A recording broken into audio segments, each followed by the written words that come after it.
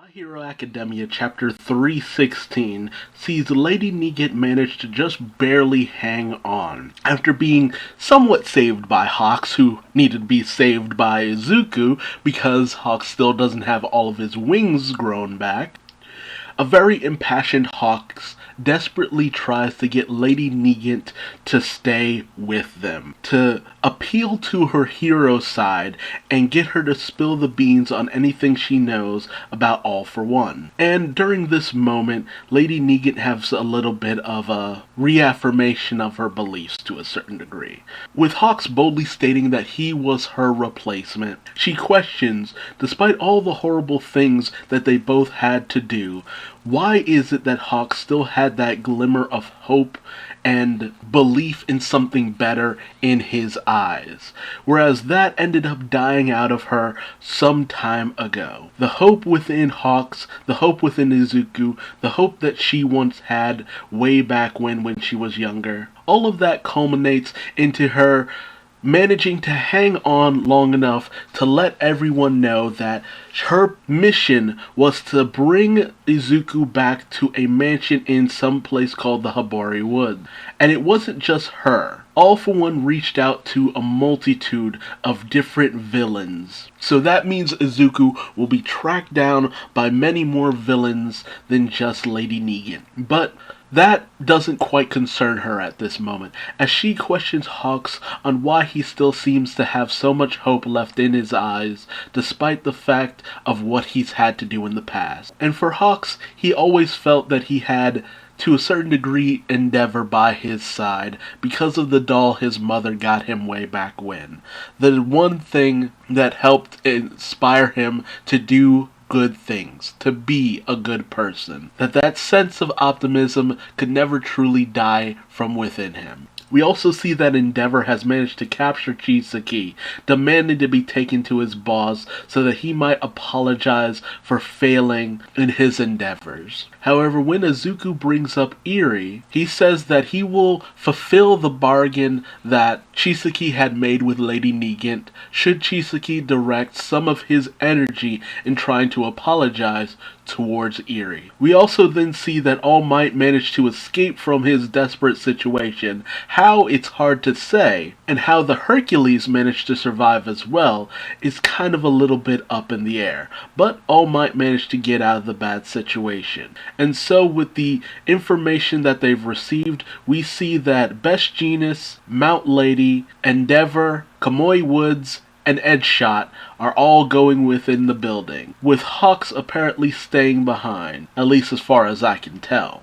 And I love this scene as Izuku leads the charge inside, with even Endeavor telling Deku not to be so reckless. There's something so amazing about Izuku's mask, the way that it very much mimics the sunken-in eyes of All Might. Whereas Izuku was originally trying to embody the smile and the hopeful look that All Might always showed on his face, Izuku's persona seems to have this intensity now whenever he puts on his mask. It really helps to denote the serious nature and the desperate situation Izuku has found himself in.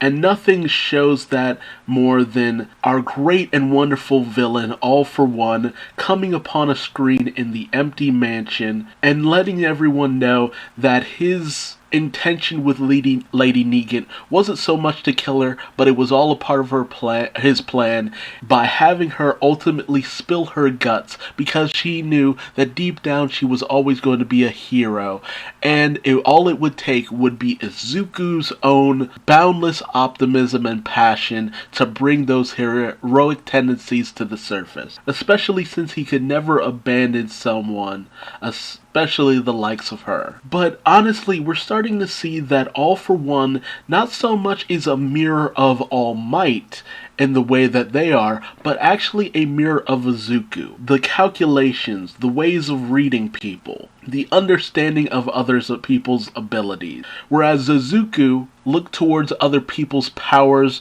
quirks, and abilities and how they would develop them and see them as something to be marveled at, appreciated, to be embraced to some degree. All for One sees them as nothing more as items to be coveted, something interesting to have, something fun, and he sees that with people's lives as well, ultimately saying that Lady Negent was someone who acted of her own free will, a poor soul who stumbled on the road of a villain. But that happens to everyone. That is the downfall of our society, that we try to keep so tight, neat, and orderly that is only to be expected that certain people would fall off the wagon or slip through the cracks, being unable to survive in what it takes to maintain such a fragile peace. He lets Izuku know that the path he's chosen, the path of a hero, is one fraught with danger, that it will eat away at him over time, and it will ultimately bring him to his knees.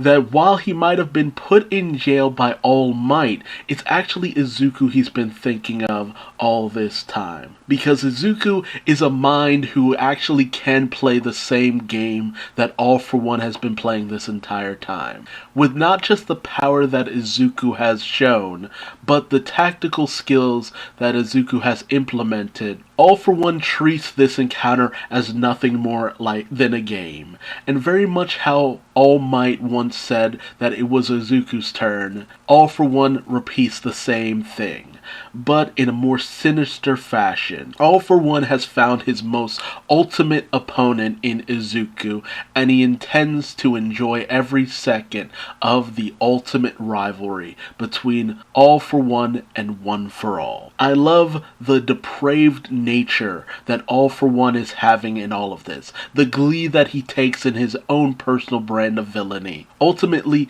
thinking that the hero society is always going to be faulty and that it should just crumble away into nothing, that anarchy is the way to go, and that he will delight in seeing Izuku brought low, just as so many before him had. Izuku is seen as All for One's ultimate challenge, and one he revels in meeting head to head. Great heroes are definitely defined by their villains, and in making it so that All for One sees Izuku as someone who almost completes him, almost treating him more like his younger brother, if anything else. It's obvious that this final arc will definitely show the caliber of Izuku's character and just why he will one day become the #1 hero, the ultimate symbol of peace, the greatest hero of all time. But hey, don't just take it from me.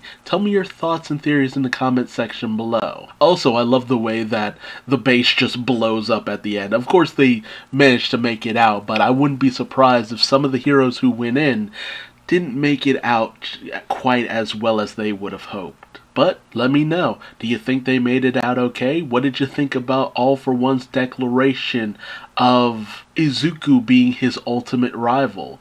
That the fact that he's playing this 3D chess where he expected Lady Negent to fail, to blow her up, and her last desperate words to spur Izuku to this location where he could give this mighty speech, this one-sided speech, and try to rattle Izuku. What did you think about it? I thought it was fantastic, but I can't wait to hear from you. And if you like this video, please like, comment, and subscribe. Hit the bell for notifications, or don't. I ain't your daddy, but I still love you like one. And until next time, I've been Duuz-Diz-Din, and I will see you later. Bye-bye.